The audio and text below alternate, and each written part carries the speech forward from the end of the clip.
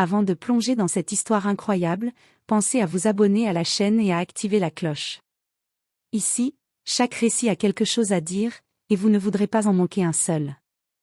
Dans la petite ville de Charleston, le magasin, Magnolia S, était réputé pour son luxe discret et son service impeccable, du moins en apparence.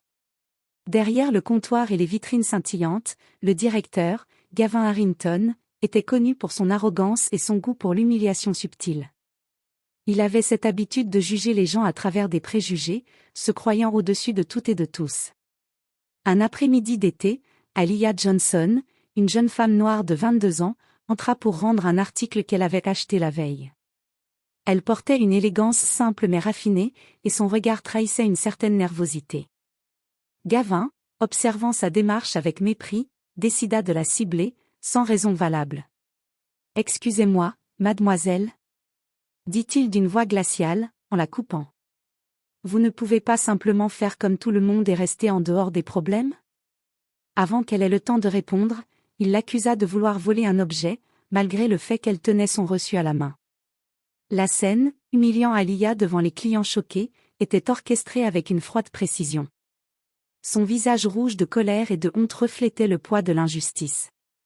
Ce que Gavin ignorait, cependant, c'est que ce geste impulsif allait déclencher une série d'événements qui retourneraient complètement sa vie. L'arrogance et la cruauté ont un prix, et parfois, le destin trouve des moyens cruels et surprenants de le faire payer. Le lendemain matin, Gavin Harrington se leva comme à son habitude, persuadé que la scène d'humiliation d'Aliyah passerait inaperçue. Après tout, dans son esprit, personne n'oserait contester son autorité. Mais il ne savait pas encore que cette journée allait marquer le début de sa chute. Au magasin, des murmures parcouraient les couloirs. Les employés échangeaient des regards inquiets, certains secouant la tête en silence. Gavin, aveuglé par sa fierté, ne remarqua rien et se concentra sur son café, prêt à entamer une nouvelle journée de contrôle absolu sur son royaume de luxe. Soudain, une cliente influente entra dans le magasin. C'était Madame Reynolds, propriétaire d'une chaîne de boutiques concurrente et réputée pour son œil critique. Elle observa la scène avec attention, notant chaque détail, et son regard tomba sur Gavin, visiblement irrité. Quelques minutes plus tard, une rumeur commença à circuler sur les réseaux sociaux. La vidéo de l'humiliation d'Aliyah avait été filmée par un témoin et postée en ligne. Les vues grimpaient à une vitesse folle, et les commentaires dénonçant le comportement du directeur se multipliaient. Gavin sentit une inquiétude sourde. Son téléphone vibrait sans cesse, mais il refusait de regarder. Aliyah, elle, n'avait pas été brisée par l'humiliation. Au contraire, elle avait décidé de riposter de manière intelligente. Grâce à son calme et sa dignité, elle avait déjà contacté un avocat spécialisé en discrimination et préparait une plainte qui pourrait non seulement secouer le magasin, mais aussi affecter personnellement Gavin. Ce même jour, un courrier officiel arriva sur le bureau de Gavin, une enquête interne allait être ouverte. Ses employés, jusque-là silencieux par peur, commençaient à témoigner. Et pour la première fois, Gavin ressentit cette sensation désagréable qu'il n'avait jamais connue, la peur de perdre ce qu'il considérait comme acquis, son pouvoir et sa réputation. Ce n'était que le début. L'arrogance et le mépris qu'il avait exhibés si facilement allaient maintenant se retourner contre lui, et chaque décision prise à partir de ce moment aurait des conséquences amères et irréversibles. 2 jours après l'incident, Gavin Harrington se réveilla avec une sensation d'angoisse qu'il n'avait jamais connue. Son téléphone ne cessait de vibrer, messages, notifications, appels inconnus. Curieux, il finit par regarder l'écran et découvrit avec horreur que la vidéo de l'humiliation d'Aliyah avait fait le tour des réseaux sociaux. Des milliers de partages, des centaines de commentaires dénonçant son comportement raciste et arrogant. Au magasin, la tension était palpable. Des clients fidèles se retiraient discrètement, certains employés refusaient désormais de travailler pour lui, et même les fournisseurs commençaient à douter de sa réputation. Gavin, d'habitude maître de la situation, se retrouvait désarmé, incapable de contrôler les événements. Ce matin-là, le conseil d'administration du magasin convoqua une réunion d'urgence. Gavin entra dans la salle, sûr de pouvoir manipuler la situation comme toujours, mais le regard froid et jugeant des membres du conseil le fit frissonner. On lui annonça que l'enquête interne confirmait l'abus de pouvoir et la discrimination, il était suspendu de ses fonctions, et son avenir professionnel était désormais incertain. Pendant ce temps, Aliyah poursuivait sa démarche avec calme et détermination. Son avocat contacta des médias locaux, transformant l'histoire en une affaire publique sur le respect, la dignité et la discrimination au travail. Chaque article et chaque reportage faisait monter la pression sur Gavin, qui voyait sa réputation s'effondrer à vitesse grand V. Pour la première fois, Gavin sentit la peur et la honte s'emparer de lui. Chaque jour, il recevait des messages d'ex-employés, de clients et même de partenaires qui le mettaient face à l'ampleur de ses actes.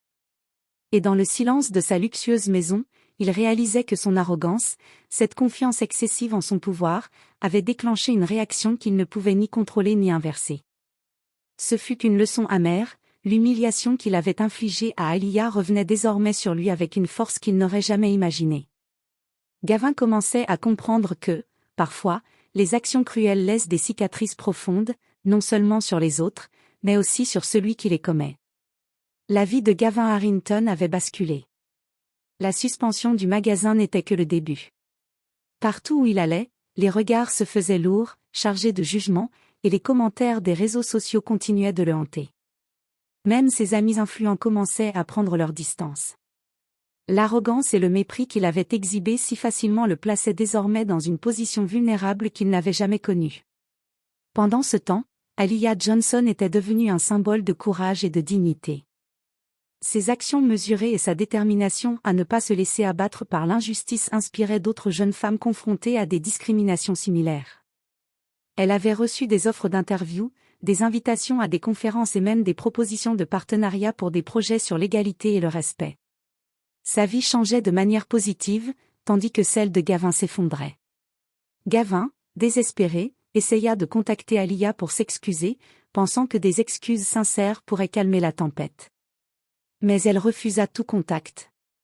Elle n'avait pas besoin de sa pitié, elle avait trouvé sa propre force dans ce qu'il avait tenté de lui voler, sa dignité. Un soir, alors qu'il réfléchissait seul dans son appartement vide, Gavin reçut une lettre officielle, il avait été définitivement licencié, et le magasin avait dû verser des compensations à Aliyah suite à la plainte pour discrimination. La presse fit un reportage détaillé, exposant son comportement au grand public. L'homme qui avait cru que son pouvoir était absolu réalisait douloureusement que chaque acte d'arrogance avait un prix, et que ce prix pouvait être destructeur. Ce fut la première fois que Gavin se regarda dans le miroir sans arrogance. Il vit un homme brisé, seul, et humilié, exactement comme il avait voulu que quelqu'un d'autre se sente. La leçon était claire, le mépris et l'humiliation peuvent sembler puissants sur le moment, mais ils se retournent toujours contre ceux qui les pratiquent. Aliyah, quant à elle, continuait sa vie avec succès et sérénité, démontrant que la dignité et le courage ne pouvaient jamais être brisés par la cruauté d'autrui.